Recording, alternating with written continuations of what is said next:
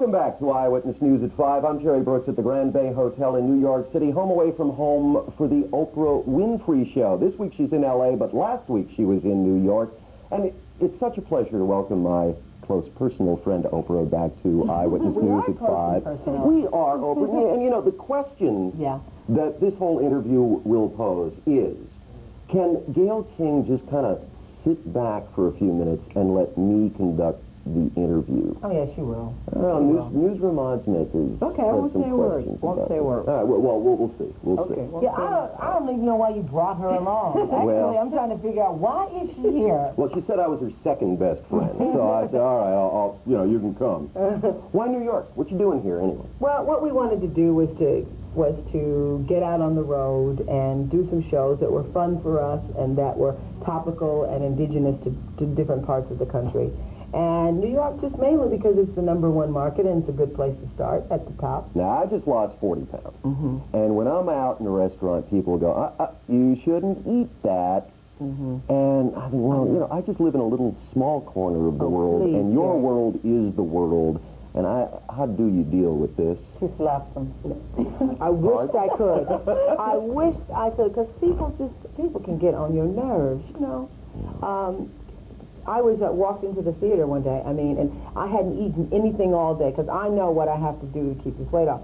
And I walked into the theater, and all day long I said, okay, I'm not going to eat, I'm just going to have popcorn. And I already knew this before I got in, what size it was going to be, and the Diet Coke I was going to have with it. So I walked into the popcorn, and the people sitting next to me said, are you sure you should be eating that? I mean, I just wanted to say, shut up!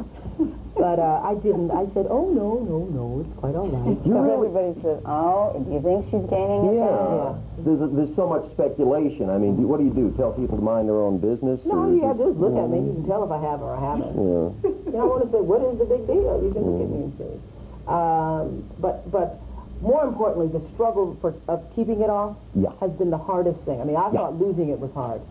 You understand what I'm talking about? Well, once I got down to my weight, I said, oh, maybe I'm done, and I went on a little binge and paid quickly, and it's so difficult to maintain. Isn't it an ongoing thing? Yes, for the rest of our lives, and I would assume. A lot of people don't understand that. I was in the supermarket checkout last night, and I happened to see the National Enquirer. Oh, my God. And oh, my this is another, how do you deal with this question? Roseanne Barr. Oh, now, my God. I read that you two hit it off great. You taped the second hour after you did it. Which we did. But now I read in the National Enquirer, and heaven knows if they printed it must be true, that you two had this big blowout because you told her to lose weight, and now she's mad at you. I mean, can we set the score here? I was so ticked. I was so ticked. I was almost like crying ticked, you know? Like I get really upset, and then the tears come, and then people think, oh, listen, isn't she a woman that reacting? But it's just because I'm so mad, I don't know what to do. What gets me is this woman, my friend here, she'll say, but look, it says here that you stood toe-to-toe with her. In quotes. And then she'll go, but it's in quotes. I said, how many times do I have to tell you they make it up? But it says here that you have on a skirt. Well, did you say anything to her? I know. I mean, it's just so amazing that they tell the whole thing is a lie. You mean you believed it? I didn't believe it, but it just amazed me because it's so comprehensive and in quotes. Then she'll go and then she'll call me and say, but look, it here says that she had on jeans. Now, did she have on jeans? Yeah. I said, none of it's true.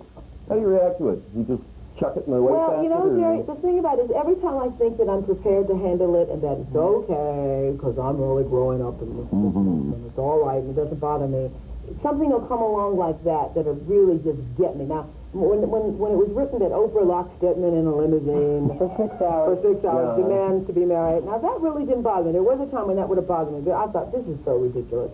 What do people say after they watch? How could anybody say that on national television? People just blurting out things about their innermost private the most lives. recent was the show we did on In-Law Fight. Oh, my goodness. I mean, Gayle, who watches the show from her treadmill every day, called me afterwards and said, now, listen, she told me a few things I didn't want to hear. It's the truth. I mean, you're in the middle of a conversation, and they just start, the woman goes, and you know, Oprah, I had my tooth tied 4 years ago, and my sister-in-law didn't appreciate. You think, your tooth, what's this got to do with what we're talking about? You ever want to drop the microphone and go, you're on television? Yeah, no, I wouldn't want to. During the break, now see, that's why I say I've matured. I'm a better interviewer now. Because when I first started, I remember in 1978, when I first started doing talk shows, like the first woman that ever cried on the air. I mean, it was like, she's crying. Great TV. Please, Ron, she's crying. Great, crying. And now, I'd really rather people didn't expose so much of themselves. So during the break, I went up to the in-laws and I said, now look, I really appreciate your honesty. I really appreciate you all coming on and being so candid, but you know, when you leave this show, you still have a life out there. And so, really, you should just kind of keep to the subject, because what'll happen is you'll go into the Safeway tomorrow, and everybody will know, oh, your business.